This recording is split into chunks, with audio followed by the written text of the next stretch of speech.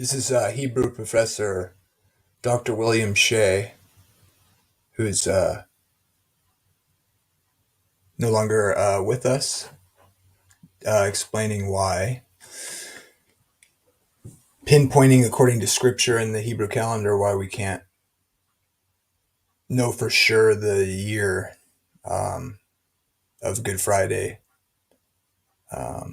being on Nisan 14 because of the way we calibrate the our calendar with the Hebrew calendar, which we know the kind of system they used, the 12 out of 19 cycles, but we don't know which year they added the 13th month for certain in the time period of Jesus' death, essentially. I'll let him describe it.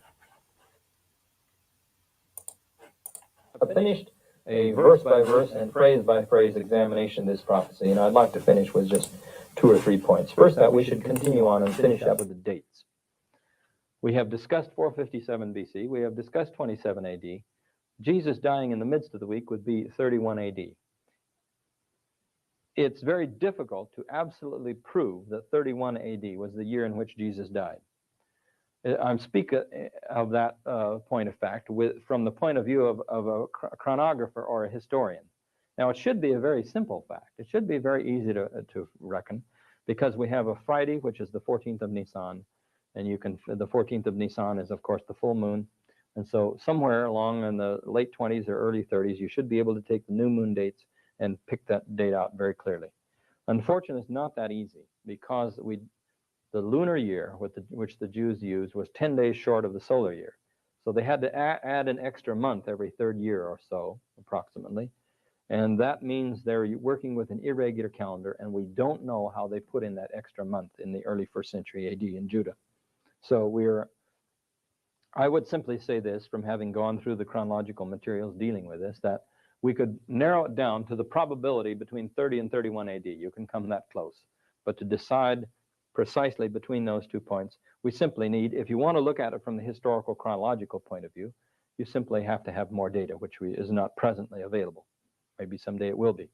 The final point then has to do with the date of 34 AD for the stoning of Stephen. Well, remember, in the book of Acts chapter 7 has no date on that. There's no regnal year of any Caesar or anything in there. How do we know when Stephen died? Well, there are different ways of tackling chronological problems, and one way you can tackle that one is through Paul. Now, remember, one of the things that happens is that as Stephen is stoned, Paul is standing by holding the coats. And so as Paul holds the coats and Stephen is stoned, Paul is still in his unconverted state. He obviously has not yet had his Damascus Road experience. So if we knew when Paul was converted, we could at least get a much closer date on this. Now, you can, by working from Galatians chapter 1, which gives the story and dates of Paul's visits to Jerusalem, you can come fairly close. And as a matter of fact, as New Testament scholars have worked on those dates in Galatians chapter 1, most of them or the majority of them have come to the conclusion that 34 AD fits the best date for the conversion of Paul. Some like a little earlier date, some like a little later date, but the majority of the mean and the median fall right around AD 34.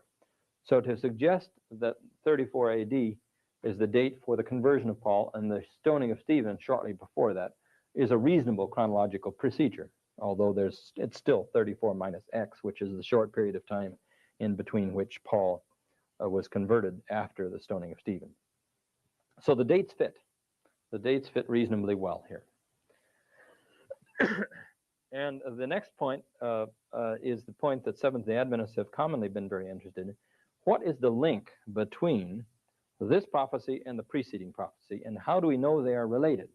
Well, there are a number of ways that if you want to, I have written an article on this, and if you really want to see the details, there's an article entitled "The Relationship Between Daniel 8 and 9" in the book called Studies in Sanctuary and the Atonement.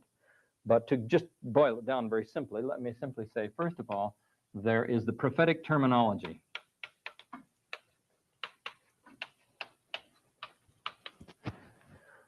When Gabriel comes to Daniel to explain this to him, he says, now, verse 23, 9:23, at the beginning of your supplications, the word went forth, I've come to tell it to you, for you are greatly beloved. Therefore, consider the word and understand the vision. He's referring him back to some.